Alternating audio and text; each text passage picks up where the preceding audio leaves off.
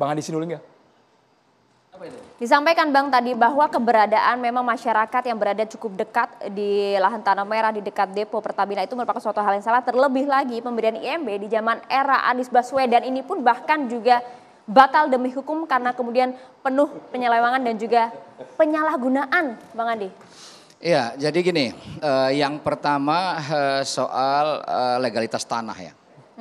Jadi kalau kita lihat soal alas hak, kalau kita lihat berita acara yang kita punya, itu Pertamina juga tidak punya alas hak terhadap tanah itu. Ya.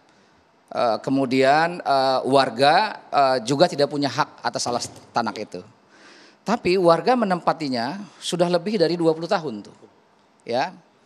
Karena itu dalam Undang-Undang Pokok Agraria tetapkan tuh bahwa warga yang sudah memiliki tanah terlantar, ya, mendudukinya dalam hal ini adalah membuat pagar, membuat bangunan, maka seharusnya itu warga boleh mengajukan surat hak milik kepada BPN.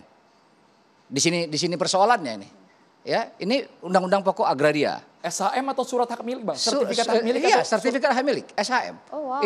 Itu ada aturannya dan kita boleh lihat di situ. Oke ya, satu.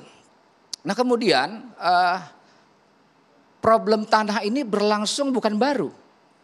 Ya, satu jelas Pertamina tidak bisa membuktikan bahwa itu tanah milik dia. Itu jelas dalam peradilan itu. Sehingga bagaimana mungkin kita berani mengatakan melanggar hukum menurut saya mengatakan itu tanah Pertamina. Itu yang pertama yang penting.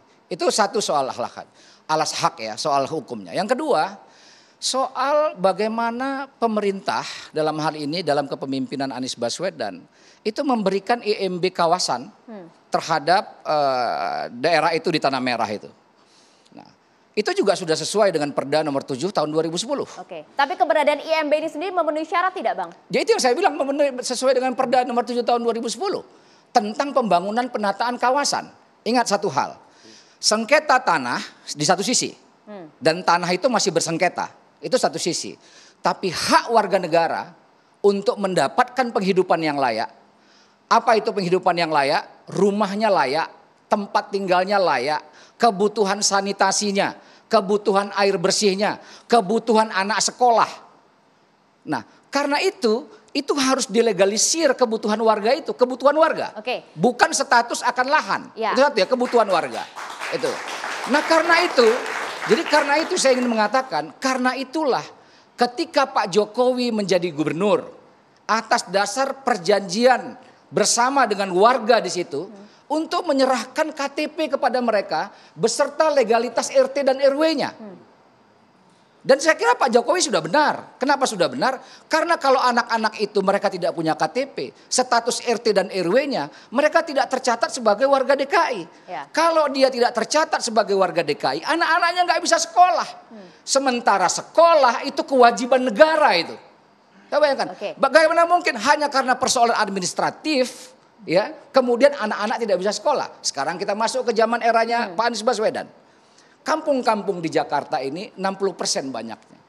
Dan ada hampir 49% menurut data BPS, itu daerah kumuh. Ya. Nah karena itu daerah-daerah kumuh ini perlu ditata, bukan digusur. Dan ini janji semua kita, janji Pak Anies, janji Pak Jokowi, supaya tidak menggusur itu semua, tapi ditata kampung. Karena itu pemerintah DKI membuat program penataan kampung. Dan penataan kampung itu tidak bisa dilakukan, APBD tidak bisa dilakukan kalau tertib administrasinya tidak ada. Bang Andi, karena tapi itu ada yang mempersoalkan. Bang Andi ada yang mempersoalkan itu lokasinya di kawasan objek vital, di kawasan strategis nasional. Sekarang begini, pertanyaannya. Berapa banyak depo dan kilang Pertamina yang berdekatan dengan objek vital? Data Anda berapa, Bang? Hitungan saya di Medan, di Samarinda, dan menurut saya banyak, kita boleh cek, kita bisa lihat dalam Google Maps. Jadi saya ingin mengatakan begini, apakah kebakaran itu disebabkan oleh kesalahan masyarakat? Satu. Atau kebakaran itu disebabkan oleh kelalaian operator Pertamina? Atau justru pemerintah setempat yang kemudian tidak melakukan tindakan tegas menurut Anda? Bukan. Saya ingin mengatakan begini. Ada atau tidak IMB itu, ya, faktanya kebakaran terjadi itu. Itu ya, kalau kita ada tidak adanya IMB itu fakta kebakaran terjadi dan ada korban. Ini yang saya ingin mengatakan begini. Nah sekarang sudah ada korban. Nah mari kita tunjukkan empati kepada masyarakat yang korban itu. Jangan sampai korban ini kita politisir, ya kemudian menyalahkan orang tertentu atau pihak tertentu. Bukan dipolitisir Bang, karena di era sebelum Pak Anies kabarnya sudah diingatkan, sudah diperingatkan. Loh, apa agar yang di sana diperingatkan? tidak dibangun, agar di sana IMB tidak dikeluarkan, mereka dipindahkan ke rusun. Itu narasi yang saat ini keluar Bang Andi. Itu dari pandangan situ. Ini kan soal perbedaan pandangan. Ada orang bisa punya pandangan macam-macam. Tapi ini pandangan yang saya jelaskan, yang saya tahu. Nah karena itu menurut saya kalau kita mau memberikan penyelesaian persoalan ini. Ada musibah. Ditangani musibah ini dengan baik. Satu. Yang kedua, sekarang kan pemerintah juga sudah bicara itu. Bahkan pemerintah sendiri Andrew berbeda. Ada pejabat pemerintah yang mengatakan relokasi deponya. Ada pejabat pemerintah yang mengatakan masyarakatnya direlokasi. Kemarin tadi saya baca itu Menteri BUMN mengatakan sudah rapat akan merelokasi deponya. Jadi saya kira mau direlokasi warganya boleh, kasih kompensasi. Mau direlokasi deponya silakan. Tapi yang paling penting adalah saya ingin mengatakan begini bahwa ada musibah dan musibah itu bukan karena kepadatan penduduk. Tidak ada variabel kepadatan penduduk dalam musibah itu dan murni adalah kesalahan di pihak Pertamina. Bang Gilbert, Anda sepakat dengan Bang Andi, Bang? Sejak awal saya katakan sebenarnya concern perhatian utama kita adalah menyelamatkan warga ini. Tetapi kalau dikatakan kemudian masalah kepentingan mereka, kita juga sangat setuju bahwa mereka tidak direlokasi sebenarnya. Tetapi kemudian saya dengar lagi baca berita, deponya mau direlokasi, saya tidak tahu persis apa yang akan diputuskan oleh pemerintah. Tetapi kemudian ini mesti diselesaikan permanen, itu concern, itu perhatian utama kita. Kemudian ada pertanyaan, kalau mereka dipindahkan kan ada masalah sosial, ya ditinggal di situ juga masalah sosial. Itu bisa meledak besok, bisa lusa, bisa minggu depan, kan kita tidak pernah tahu orang ini udah kedua kali. Mengapa kemudian Anda mempermasalahkan IMB di era Anies Baswedan itu? Saya udah katakan tadi, wartawan nanyakan ya memang saya katakan itu salah. Good news, bad news, good news. Menurut Anda salah kan Bang? Ya salah. Jadi kalau dikatakan bahwa itu benar, saya katakan tadi kalau itu benar, kenapa tidak ngotot sekarang semua yang mengatakan itu benar, minta diterbitkan IMB lagi kepada mereka. Dan memberikan bantuan bahan bangunan, biar mereka bangun di situ. IMB itu berlaku berapa lama, Bang Andi? Ada yang 3 tahun. IMB itu ada yang 6 bulan, ada yang paling lama 3 tahun. Ya tidak dan IMB itu bukan untuk pribadi, kawasan. Karena yang mau ditata adalah kawasan. Apa kawasan itu? Jalan, sanitasi, air bersih. Itu yang tadi dianggap salah oleh Bang Andi. Jadi saya kalau teruskan saya dulu bilang ya. benar kata Pak Gilbert salah, masa itu pandangan masing-masing. Ya, kita demokratis saja, tapi saya tambahkan dulu. Jadi yang kita persoalkan sebenarnya adalah bagaimana menyelamatkan ini, bahwa kemudian muncul masalah IMB, ini kan sebenarnya, kalian sendiri juga mengangkat IMB kok dalam diskusi malam ini. Tapi supaya jelas Bang, ini kan soal legalitas Bang. Oke lah. Kami ingin tahu tadi Ini posisinya semua dari orang yang bisa KTP mengatakan zaman hal Pak yang Jokowi berbeda. sampai Anies IMB ini Bang, Iya. supaya makin jelas coba dijelaskan. Iya, alurnya. jadi kalau secara hukum itu bermasalah. Makanya saya katakan kalau itu merasa benar, tuntut lagi dikeluarkan IMB baru oleh gubernur yang sekarang. Kasih bahan bangunan, biar jelas statusnya. Apakah ada yang berani? Masyarakat di situ juga mencibir. Percaya sama saya, orang dia udah korban, masa mau disuruh dia mati lagi? Yang benar itu direlokasi. Bukan kemudian diberikan IMB baru. Bukan kemudian diberikan IMB. Kenapa dari awal itu sudah bermasalah zona merah dikasih izin di situ? Kan nggak benar. Yang benar itu masyarakat itu didewasakan, dipindahkan ke tempat yang lebih nyaman, yang lebih safety, aman begitu. Kalau ini terjadi di beberapa tempat, oke, kita di luar dari topik malam ini. Malam ini kita topiknya pelumpang. Melebar kemana ke sana bukan jatah saya untuk bicara. Tetapi kalau bicara mengenai pelumpang, maka kita harus mencari solusi permanen. Itu yang saya katakan ke media, harus solusi permanen.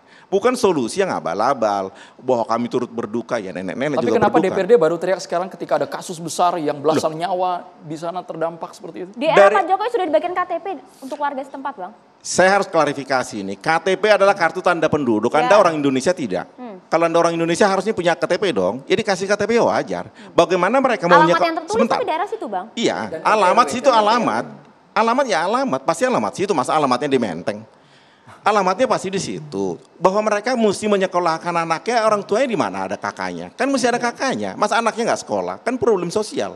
Masa mereka tidak ambil kredit ke bank? Masa mereka tidak menerima kartu Jakarta Pintar, kartu Jakarta Sehat? Masa mereka tidak menerima bansos? Dasarnya semua adalah KTP, itu kartu tanda penduduk, bukan kartu pemilikan lahan. IMB beda. IMB adalah kartu lahan. Kenapa kemudian, sebentar tolong. Kenapa kemudian saya katakan KTP ini pada dasarnya sangat baik? Karena bagaimana harkat masyarakat yang di bawah itu bisa terangkat. Kalau mereka anaknya sendiri tidak bisa jadi sarjana, sampai kapanpun mereka akan menjadi strata paling bawah. Terlepas alamatnya ilegal, Bang, masih bisa tertera di KTP itu. Sekarang saya tanya sama Anda, solusinya apa? Apa solusinya? Kalau Anda mengatakan itu tidak boleh, apa solusinya? Solusinya cuma KTP. The worst between the worst, the best between the worst. Itu yang terbaik di antara yang terburuk. Mau diapain? Memang ini problem sosial kita di DKI, makanya gubernur di DKI itu nggak boleh ngabal-abal. Itu persoalannya. Karena persoalan sosial di kita begitu kompleks, strata masyarakat kita di bawah begitu kompleks, kita mesti selesaikan ini. Bukan lewat perdebatan yang tidak baik melalui hoax, tetapi perdebatan yang bernarasi positif, yang bertujuan baik untuk membangun masyarakat. Itu yang kita harapkan. Kalau selalu kemudian kita melihatnya itu dari sudut ini tidak, ini iya, carilah. Kalau bisa malam ini kita carikan solusi yang lebih baik, kenapa tidak? Bang Andi. Enggak, saya 30 detik aja logika itu ya. Kalau kita mau menggunakan logikanya Bung Gilbert, supaya tidak standar ganda. Pak Jokowi memberikan KTP itu melegalkan dia menjadi warga DKI. Ada RT RW-nya, kenapa tidak zaman Pak Jokowi? Kemudian dilanjutkan zaman Ahok, masyarakat di situ direlokasi. Ini kalau kita menggunakan logika tadi itu. Jadi menurut saya, apa yang dilakukan Pak Jokowi, apa yang dilakukan Anies Baswedan sudah benar.